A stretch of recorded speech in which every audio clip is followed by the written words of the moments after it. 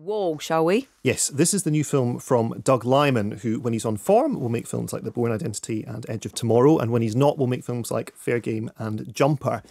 This one, like 47 Metres Down, which we already spoke about, is a claustrophobic single-location thriller with two characters. The location is Iraq, just after the then-President George Bush had declared victory in the region.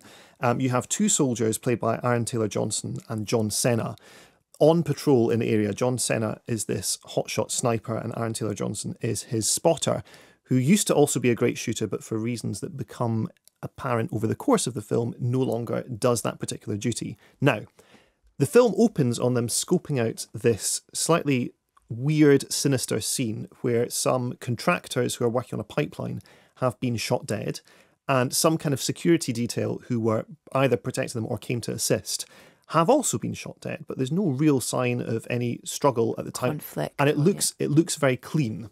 So something has gone awry in quite an unusual way. They decide to investigate and are separated by sniper fire, which seems to be coming from the middle of nowhere. And the film mainly sticks with Aaron Taylor-Johnson, who takes up a position behind the wall of the title, which is really this kind of tumble down sort of Jenga pile of dusty bricks, and enters into this very long, wide-ranging and circuitous conversation with a voice on the other end of his radio, which he tunes into. The film is from a spec script by a screenwriter called Dwayne Worrell, and it's very much, it feels like on a script level, a writer doing tricks. You know, you've got this very restricted situation, two characters on screen, one further voice on the radio. Really, the world's, least elaborate set since Waiting for Godot, just a lump of wall in the middle of the desert. Some sand. Right, exactly. But in the middle of that, you've got all these plot twists, secrets being unearthed, strange kind of literary allusions when they're talking about all sorts of things. All of this comes out in this very, very restricted space. So it's very, very cleverly done. It feels like an exercise, but it's kind of like a worthwhile one. Yeah, it's really rewarding as a piece of filmmaking. Right, exactly. And it's kind of easy to work out what it does right in connection to what 47 Metres Down does wrong, because you have the superficial action of what's going on actually on site.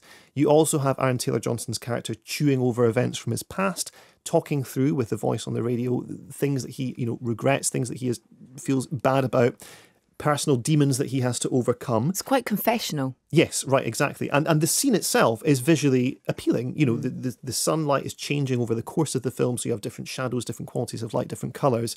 There are also things like Skittles wrappers blowing around on the ground from previous soldiers who have passed through the area from their I don't know, what would you call it? The kind of mess tins, the stuff that, the food that they take, sustenance, bottled water. So this weird idea of very Western first world litter blowing through the desert, which the film returns to. And there's some great, even just moments where Aaron Taylor-Johnson is eating a big wodge of melted together Skittles is kind of made like an interesting character moment. So the film is it's not reaching beyond its means. It's not trying to do anything big or crazy. Doug Liman has a film that looks like it will be both big and crazy out later this year called American Made with Tom Cruise.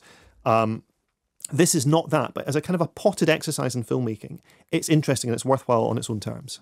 It's also, I was thinking about it after I saw it, about the kind of the difficulties in terms of the location of filming it, in terms of where they are, because it looked like they were in a desert where they filmed it. And so you've got this kind of uncontrollable weather system of the wind and how that kind of, can conjure up all the little sandstorms and things like that. And I guess the physicality of trying to film within that location and that setting and stuff must have posed certain problems and difficulties, but all adds to the film. It all creates this tension and this atmosphere and the unknownness of it as well, I think. Yes, right. And I'm wary to explain too much about what happens in the conversation, because there are things that, come as plot twists just in terms of that conversation. But, a lot of it's also riding on how the film will tie itself up. And for me, it ties itself up in basically the ideal way.